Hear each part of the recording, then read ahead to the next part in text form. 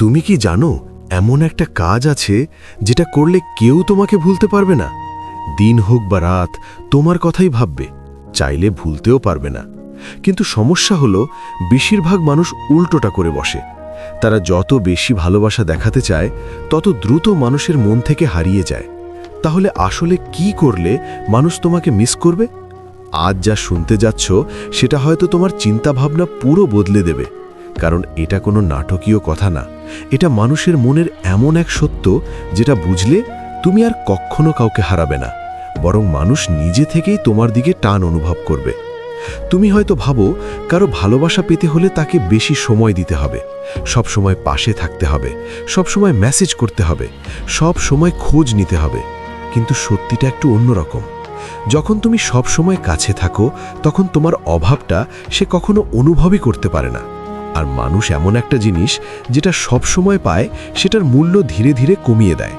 ভাবো তো, যদি তুমি একদিন হঠাৎ করে একটু চুপ হয়ে যাও, যদি সব সময় আগে মেসেজ করার অভ্যাসটা বন্ধ করে দাও, যদি নিজের সময়টা নিজের জন্য ব্যবহার করতে শুরু করো, তখন কি হবে?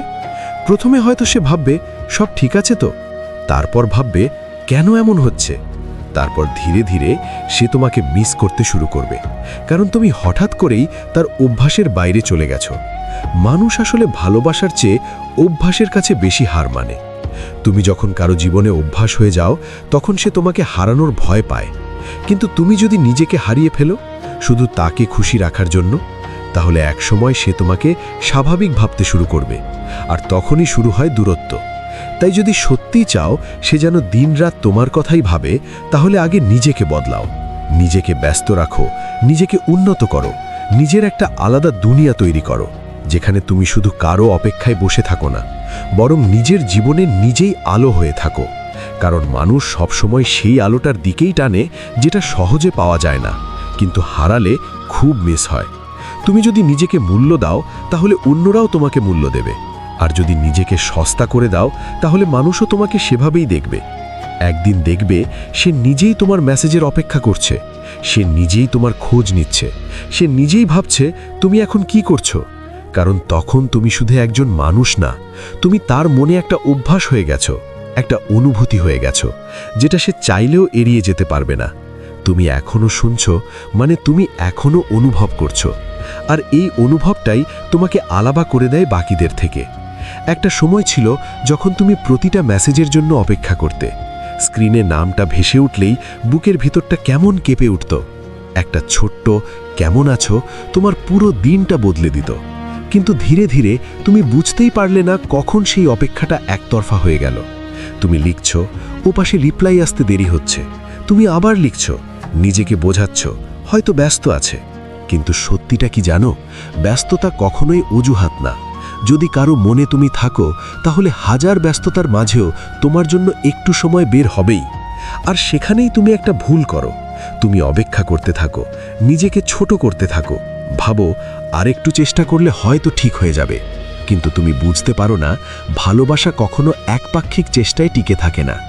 একদিন হঠাৎ করেই তুমি থেমে যাও, না তুমি আর আগের মতো মেসেজ করো না, না তুমি আর খোঁজ নেওয়ার জন্য নিজেকে জোর করো না। প্রথমে খুব কষ্ট হয়, মনে হয় শ্বাস নিতে পারছো না, কারণ তুমি শুধু একজন মানুষকে না, তুমি একটা অভ্যাসকে ছাড়ার চেষ্টা করছো। রাতগুলো তখন সবচেয়ে কঠিন হয়ে ওঠে, সব চুপচাপ, কিন্তু তোমার মাথার ভিতর হাজারটা কথা ঘুরতে থাকে। কেন এমন হলো? আমি কি কম ভালোবাসলাম? আমি কি ভুল ছিলাম? এই প্রশ্নগুলো তোমাকে ভেঙে দেয়। কিন্তু এখানেই একটা সত্য লুকিয়ে আছে, তুমি ভুল ছিলে না, তুমি শুধু ভুল জায়গায় নিজেকে পুরোটা দিয়ে ফেলেছিলে।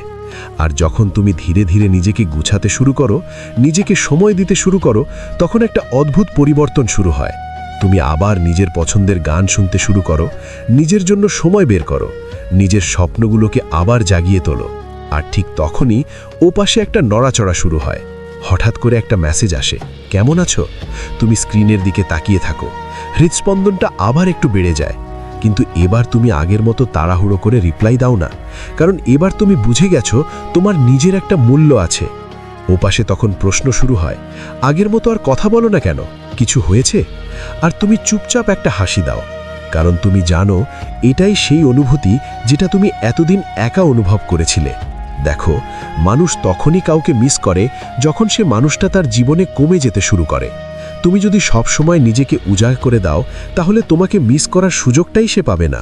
কিন্তু তুমি যখন নিজের একটা সীমা তৈরি করো, নিজেকে প্রাধান্য দিতে শেখো, তখন মানুষ তোমার অভাবটা অনুভব করতে শুরু করে।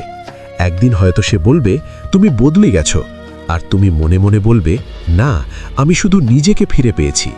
এটাই সেই জায়গা যেখানে তুমি আর কাউকে খুশি রাখার জন্য নিজেকে হারাও না, বরং তুমি এমন একজন হয়ে ওঠো যাকে হারানোর ভয় মানুষ পায়।